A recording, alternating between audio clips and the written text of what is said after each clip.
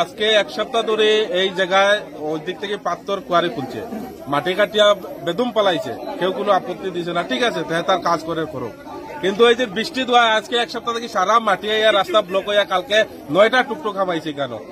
আমি নিজে অটো চালাই, নিজেরটাও হামাইছে। সব সময় 12 চক্কর মারি আমার গাত কোনো জানা আছে, এরপরেও আমি গাত হামাইছি। এরপরে বাচ্চা 2-3টা পড়ছে টুকটুক থেকে, আর এটা হসপিটাল আছে নকল। এইখানে ক্ষেতের জমিন আছে, সবগুলা জমিন পুরা ভরে গেছে, এখানে পুকুরটাও পড়ছে। এই অত সব মানুষের কষ্ট, এগুলা খেয়ে দিব ক্ষতিপূরণ। আজকে প্রশাসন আইছে, আমরা বাস পালাইছি দেখে প্রশাসন আইছে, না তো প্রশাসনও দেখে না, তারাও চোখ বন্ধ করে রাখি দেয়। কেন এরকম এত বিপদের মাঝে পালাই আমরা তারা ইয়ে করি বয়। আজকে বাস পালাইছি দেখে প্রশাসন আইছে, না তো প্রশাসনও আয় না। আজকে আরো স্যার একজন আইছেন, তাইনও আইন না, প্রধানও আইন না, কেউ আইন না।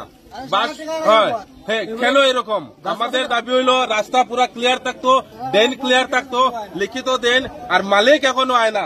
সরাইবাড়ির থানার ওসি, বড় দারোগা সব আইসন স্যার অকল, কিন্তু এই কেশারের মালিক এখনো খেলে আয় না। এখানে আমরা দাবি হলো কেশারের মালিক আমরা চিনি না, চিনতাম ওটাও আনাইলে কিন্তু রাস্তা খোলা হইতো না।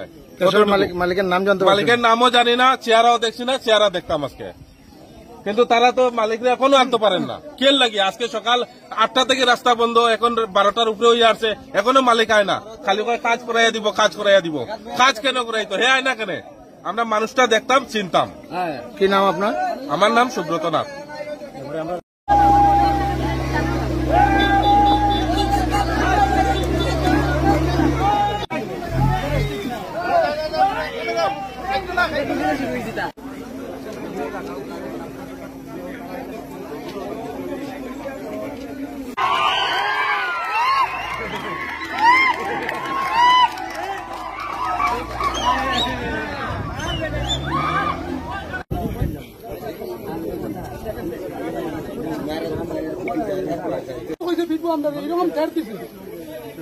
মালিকরা লাগে আমরা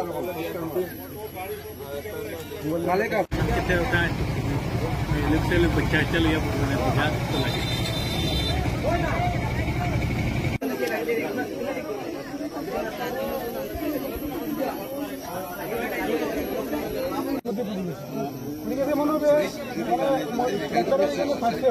যত সময় স্যার রাস্তাটা অবরোধ হয় না, অত সময় স্যার এটা মানে কেউ আয় না, স্যার ঠিক হয় না, কেউ আয় না।